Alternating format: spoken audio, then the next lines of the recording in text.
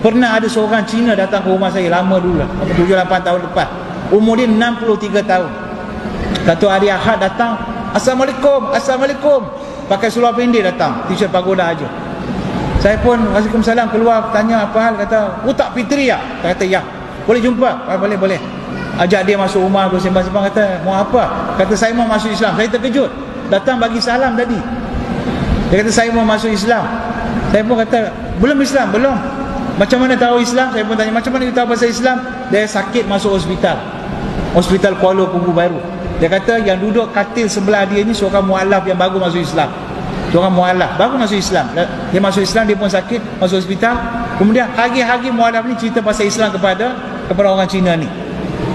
Sampai dia pun kata, okey, lu mati memang rugilah, dia kata. Tapi kalau you masuk Islam, you untung. Orang Cina ni nak dakwah mudah saja, cakap untung rugi. Ya. Ini kaedah berdakwah kepada masyarakat Cina. Sebab dia daripada kecil untung rugi. Sebab kita pergi hari ni baca kitab dekat orang ni, dia tak nak dengar. Itu you pergi baca buang masa sajalah. Tapi cuba cakap dekat mereka, kalau you masuk syurga, kalau masuk Islam memang untung. Apa untung? You dapat kenal dengan orang Islam, bisnes pun boleh tambah, untung lagi boleh masuk syurga. Tuhan yang sebenar you akan kenal siapa. Ini untung. Tapi kalau tak ada masuk Islam, rugi. Apa rugi? Rugi mati masuk neraka. Semua benda baik you buat semua rugi saja. Duit you pun rugi. Ini cara kaedah dakwah. Masyarakat India, dia ada pula kaedah dia nak berdakwah. Masyarakat India suka pula dipuji. Kita puji dia, puji mak bapak dia. So dia memang sifat macam tu. Jadi kaedah dakwah ni pun kita kena belajar dulu. Jangan dok semua pakai standard saja. Sebab tu kita dah 55 tahun kita merdeka, tak berjaya nak Islamkan 1% orang bukan Islam dalam negara kita. Orang Cina ni datang, dia kata, ini ada orang baru masuk Islam, bagi tahu saya mati susah. Sekarang sudah susah, mati lagi susah. Dia kata, lagi rugi. Dia kata mau masuk Islam. Saya tanya, mana duduk?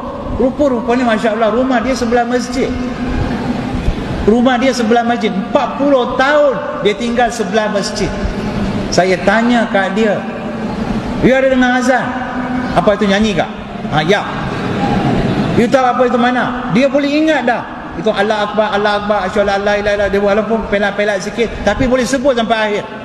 Saya tanya, Masya Allah, saya kata, you tahu itu mana kak? Wah, mana tahu.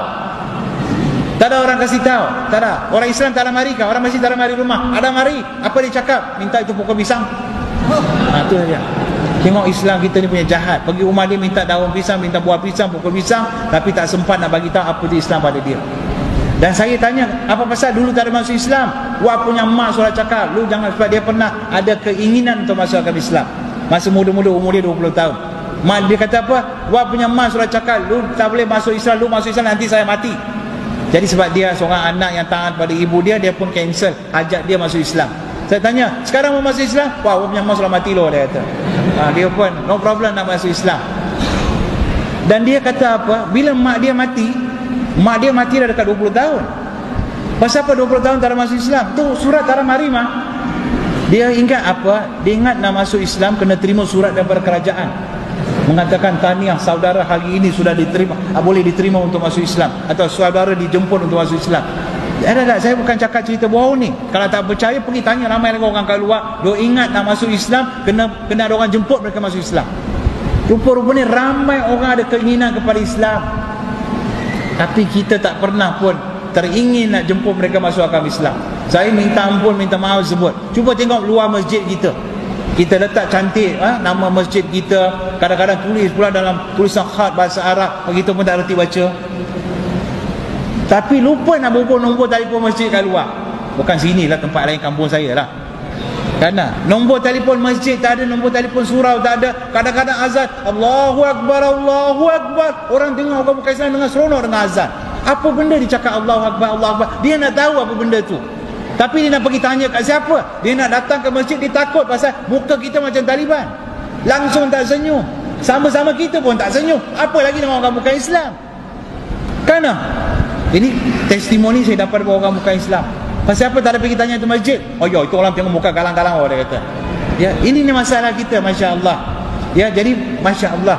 Jadi macam mana kita nak buat? Kawan-kawan letaklah banner ke poster ke, ingin tahu tentang Islam, sila hubungi nombor, apa-apa nombor siapa, Setiausaha ke, atau tak ada nombor, hubung nombor saya pun boleh. Ya, hubung balik modal tuan-tuan. letak satu banner, harga dia lebih kurang RM100. Ya, kalau seorang masuk Islam pasal tengok banner kita, balik modal dunia akhirat bagi kita. Nabi kata itu adalah lebih baik daripada dunia dan segala isi yang ada di dalamnya. Allahu Akbar. Saya yakin besok banner akan naik di kampung lindungan semua tempat. Ya, letaklah mudah-mudahan pasal kita punya banner orang masuk Islam, kita pun tak erti siapa minat pada Islam. Ramai-ramai orang bukan Islam, siapa yang minat kita mana tahu. Puan-puan letak satu banner, orang yang lalu dia kata nak masuk Islam, telefon nombor ini saja. Selesai masalah dia pun telefon. Okey, you nak masuk Islam, pergi ke Jabatan Kamis Islam. Don't know how to go, saya bawa kamu pergi. Bawa empat keping gambar, 2 orang saksi. Saksi don't worry. Saya bawa imam dengan kita punya Bilal. Saksi dah cukup dah. Contoh, selesai masalah.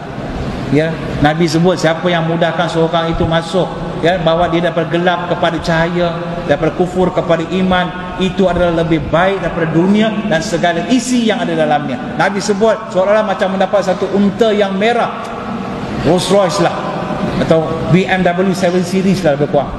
Allah tak nak ke tuan-tuan? Allah nak bagi ganjaran macam tu. Ya subhanallah. Ya sebenarnya ini ganjaran yang Allah bagi mereka yang kita usahakan bawa kepada Islam. Cerita sikit saja, dia pun setuju masuk Islam. Hari ini dah masuk agama Islam dah, alhamdulillah. Ya, dah masuk agama Islam. Macam inilah yang orang-orang yang saya jumpa yang bawa kepada agama Islam, rupa-rupanya ramai orang di Malaysia memang ada keinginan untuk masuk agama Islam.